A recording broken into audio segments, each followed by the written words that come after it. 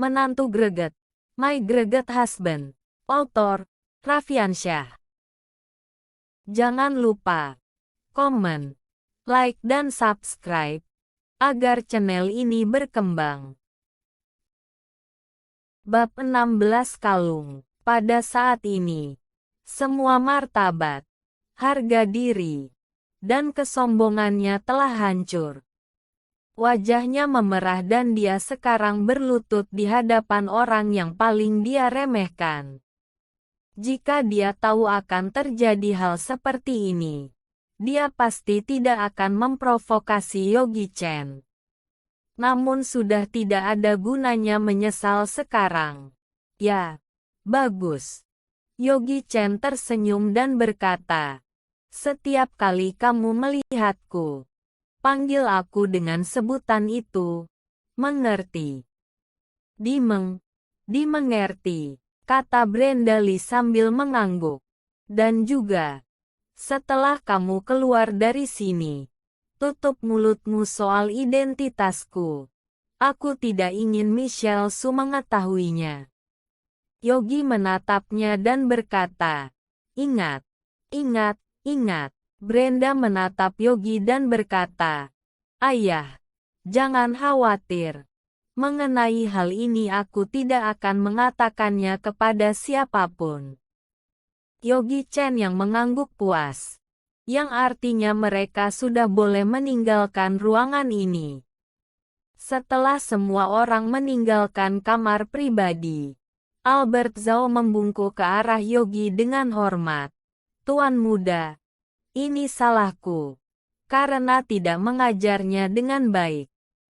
Yogi Chen melambaikan tangannya dan berkata, "Masalah ini tidak ada hubungannya denganmu." Pada saat ini, 4 miliarder lainnya juga ikut membungkuk pada Yogi Chen dengan hormat. "Tuan muda, dulu kami bukanlah siapa-siapa." Betty Zhang melangkah maju dan berkata, "Jika bukan karena kamu, kami tidak akan mencapai yang kami miliki saat ini.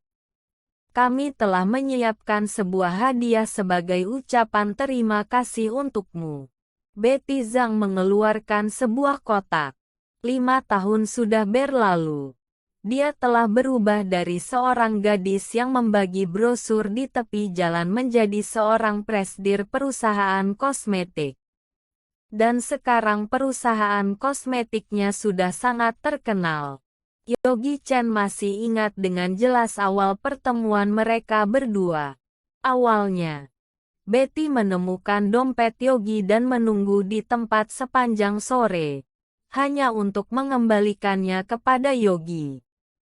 Pada saat itu, dompet Yogi masih terdapat uang tunai.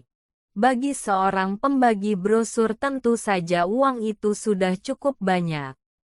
Tetapi Betty tidak mengambilnya, justru menunggu di tempat hingga pemiliknya datang. Yogi Chen yang masih ingat gambaran Betty yang sedang berdiri di bawah sinaran matahari. Orang baik hati sepertinya layak mendapat balasan. Untuk meneruskan semangat gadis muda ini, Yogi Chen secara langsung menulis cek senilai 500.000 RMB, sekitar 1 miliar rupiah kepadanya sebagai dana untuk memulai bisnis.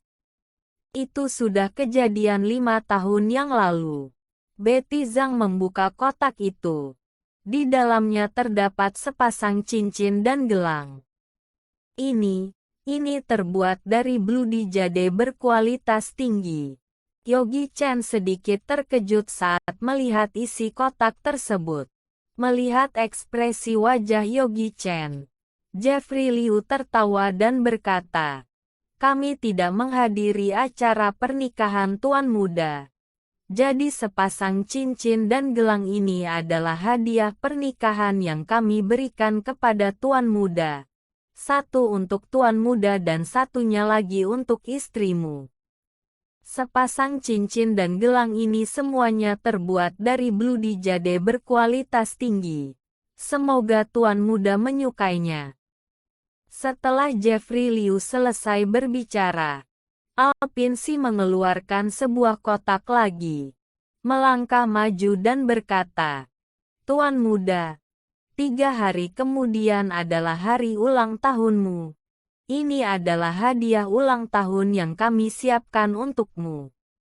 Yogi Chen membuka kotak itu. Di dalamnya terdapat sebuah gulungan. Gulungan tersebut benar-benar mengejutkan Yogi Chen.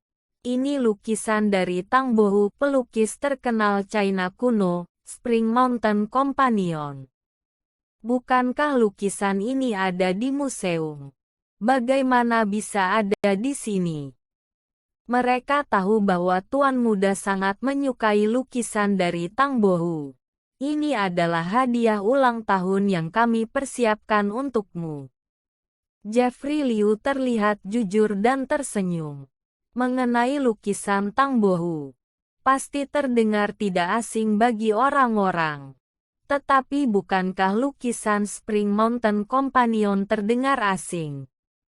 Nama lain lukisan ini, yaitu Spring Tree Autumn. Yogi Chen memandang mereka dengan seksama dan berkata, "Aku sangat menyukai lukisan ini." Akhir-akhir ini dia sibuk dengan pekerjaannya sehingga dia lupa hari ulang tahunnya. Kebetulan, ulang tahun nenek keluarga Su juga adalah 3 hari kemudian. Biasanya tidak ada yang ingat hari ulang tahunnya. Bahkan jika mereka tahu, mereka tidak akan peduli tentang itu. Orang-orang keluarga Su memanfaatkan ulang tahun nenek keluarga Su dan mati-matian untuk melayaninya sehingga meninggalkan kesan baik. Berharap nenek Su bisa memberi mereka lebih banyak harta setelah meninggal dunia. Setelah beberapa tahun, Yogi tidak menyangka ada yang mengingat hari ulang tahunnya. Membuat hati Yogi Chen merasa hangat. Pada saat yang sama, di sebuah kafe pribadi yang terdapat di kota Sichuan, Donnie Wei dan Michelle Su sedang duduk berhadapan. Tidak banyak orang yang tahu tentang berita kebangkrutan Donnie Wei. Michelle Su juga tidak mengetahuinya. "Michelle, aku sudah memikirkannya." Donnie Wei memandang Michelle dengan penuh kasih sayang dan berkata, 3 hari lagi adalah ulang tahun nenek keluarga Su. Aku akan melamarmu di depan semua orang keluarga Su." Ini tidak baik. Michelle mengerutkan kening dan berkata, "Bagaimanapun aku belum bercerai." Yogi Chen memang sedikit tidak berguna. Tetapi dalam 2 tahun terakhir, Yogi telah merawat dirinya dan bekerja keras. Bahkan jika ia sedang dalam suasana hati yang buruk dan memarahinya tanpa alasan, Yogi tetap tidak akan membalas. Setelah tinggal bersamanya begitu lama, bahkan terhadap seekor anjing pun akan timbul sedikit perasaan. Selain itu, Yogi Chen telah membantu dirinya sehingga tidak ditertawakan orang-orang. Dan Yogi Chen juga meminjam 8 juta RMB, sekitar 16 miliar rupiah untuk menyelesaikan krisis perusahaan. Terakhir kali di Hotel Dinasti. Jika bukan Yogi Chen mengeluarkan uang yang telah ditabungnya selama bertahun-tahun, dia pasti tidak akan bisa mengangkat kepalanya di depan orang-orang keluarga Su. "Michelle, kamu terlalu baik hati." Donnie Wei menatapnya dengan lembut. "Michelle, dia hanya orang yang tidak berguna. Dia tidak bisa memberimu kehidupan yang kamu inginkan, dan tidak dapat membantu perusahaanmu. Tenang saja. Ketika ulang tahun nenek, aku akan menyiapkan hadiah besar. Aku percaya nenek akan menyukai hadiah yang aku siapkan ini. Dan aku akan membicarakan mengenai lamaranku terhadapmu dengan nenek." Keluarga Su memiliki peraturan yang sangat ketat. Dan nenek keluarga Su memiliki status tertinggi di keluarga Su. Jika nenek benar-benar menyukai Donnie Wei, mungkin nenek akan memaksanya untuk bercerai. Namun, Michelle tidak ingin bercerai. Dia bukan hewan berdarah dingin. Dia sudah menikah dengan Yogi selama 2 tahun. Tidak mungkin tidak punya perasaan terhadap Yogi. Oh iya, aku ingin bertanya sesuatu padamu, kata Michelle Su tiba-tiba. Ada apa? Apakah kalung Endless Love itu hadiah darimu? Michelle meminum seteguk kopi dan bertanya. Michelle, membicarakan tentang ini benar-benar membuatku marah besar. Donnie Wei berkata dengan marah. Meskipun kalung itu adalah barang imitasi, tetapi total biaya yang kukeluarkan untuk tenaga kerja dan bahan itu sebesar 500.000 RMB, sekitar 1 miliar rupiah. Ketika aku pulang untuk melihatnya, kalung itu sudah dirusak oleh Yogi. Mendengarkan keluhan Donnie Wei, Michelle Su menggigit bibirnya dan bertanya, yang kubicarakan itu tentang produk asli itu. Apa bukan darimu? Apa? Donnie Wei membeku sejenak dan memusatkan pandangannya pada giok putih yang terdapat di leher Michelle. Kemudian dia menemukan bahwa Michelle mengenakan kalung Endless Love. Apakah itu barang imitasi? Ketika Donnie Wei melihatnya lebih dekat, dia pun terkejut. Bukan. Ini jelas bukan barang imitasi.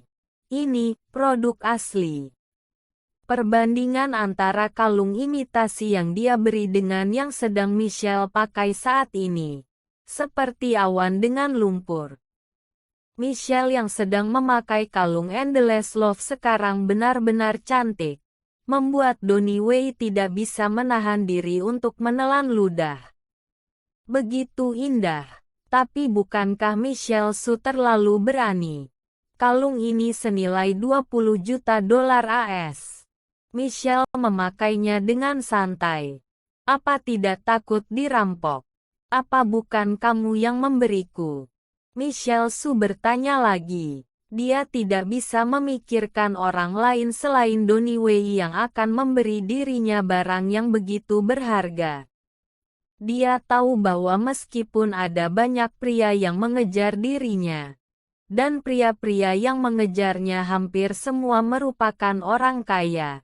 Namun walaupun mereka kaya, tidak mungkin bagi mereka untuk mengeluarkan uang sebanyak itu untuk membeli kalung untuknya. Meskipun Donnie Wei tidak memiliki banyak kemampuan, tetapi mengenai kemampuan mengamatinya tidaklah buruk. Michelle menebak kalung ini pasti hadiah dari orang lain. Tapi dia tidak tahu siapa yang mengirimnya. Haha, hadiah tahunannya sangat banyak, terutama tahun ini. Tidak tahu siapa yang mengirim hadiah berharga seperti ini tetapi tidak mencantumkan namanya. Tidak dicantumkan nama ya. Baiklah, kuakui saja aku yang memberinya. Hati Donnie Wei sangat senang. Dia tidak menyangka akan terjadi hal yang menguntungkan seperti ini. Dia menggaruk kepalanya, berpura-pura malu, dan berkata, Michelle, kalau sudah begini sepertinya aku sudah tidak dapat menyembunyikannya lagi. Kalung ini sebenarnya dariku.